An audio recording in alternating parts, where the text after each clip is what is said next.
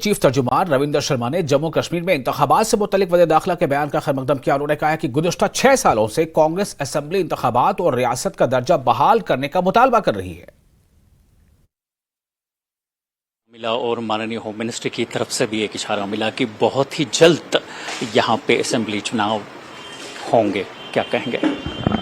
देखिए, पिछले 6 साल से यहाँ असेंबली नहीं है, सरकार चुनी हुई नहीं है जम्मू कश्मीर में। हम तो समझते हैं कि ये बहुत बड़ा बेइंसाफी जम्मू कश्मीर के लोगों के साथ हुई है और सुप्रीम कोर्ट ने जो डायरेक्शन दी है 30 सितंबर 2024 से पहले चुनाव करवाइए। हम मानते हैं कि अब कोई वजह नहीं है कि आप डिले करो। पहले भी कोई वजह जायज नहीं थी क्योंकि लोग डेमोक्रेसी चाहते थे, लोग बड़ी भारी एक्सीलियत में वोट देते, पहले भी देते आए। यहाँ 80% भी लोग 2018 से पहले लोग वोट देते थे, पंचायतों में देते थे।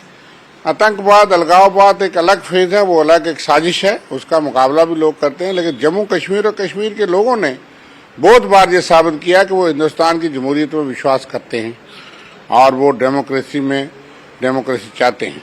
इसलिए इतनी देर करना मुनासिब नहीं था। अब देर आए दुरुस्त आए।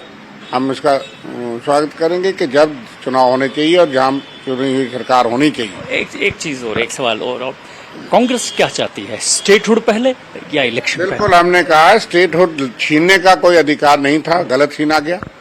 जम्मू कश्मीर को फुल फ्लैश स्टेट वापस दी जानी चाहिए और चुनाव बिल्कुल समय पे होने चाहिए। असेंबली चुनाव होंगे, उसके बाद जो काफी आपका अलायंस रहा एनसी के साथ, क्या चुनाव में जो असेंबली चुनाव है उस वक्त भी अलायंस रहेगा? देखिए, पार्लियामेंट चुनाव में अलायंसेज इंडिया गठबंधन है। अब असेंबली चुनाव के लिए हाईकमान पार्टी की लीडरशिप तय करेंगी। हम तो चाहेंगे कि सेकुलर पार्टीज और वो पार्टी जो जम्मू कश्मीर में विश्वास करती हैं वो तालमेल रखें ताकि एक अच्छी सरकार जम्मू कश्मीर को नुमाइंदगी सरकार मिले। और बीजेपी के